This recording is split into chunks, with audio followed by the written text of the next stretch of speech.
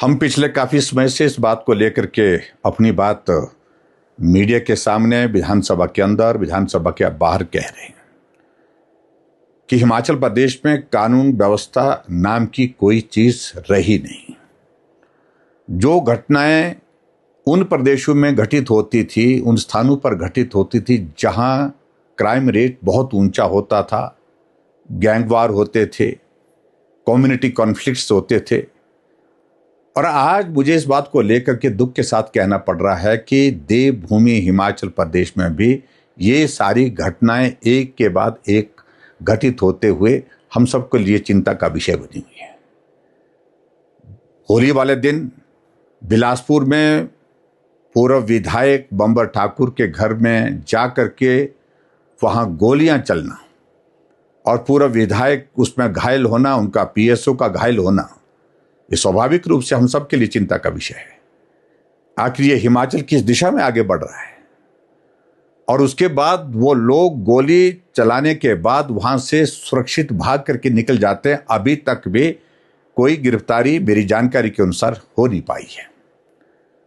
और दूसरी बात, सबसे बड़ी बात जो मैं इसमें देख रहा हूं, इन्वेस्टिगेशन एक अलग प्रोसेस है, उस प्रोसेस को हम इंतजार कर रहे हैं, उसमें से क्या चीजें आती हैं।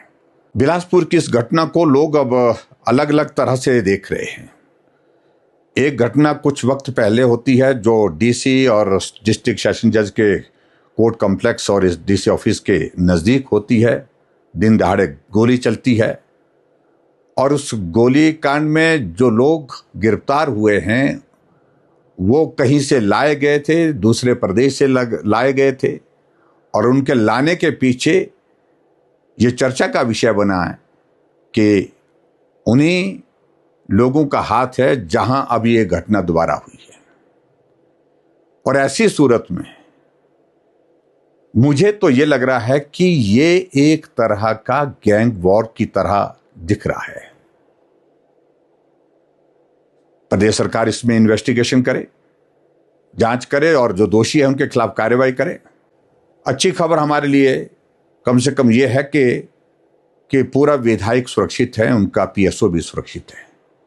लेकिन इस घटना का मायने, घटना के अर्थ जो है वो बहुत गंभीर दिखते हैं, जिसको लेकर के हमको आज चिंता करने की आवश्यकता है।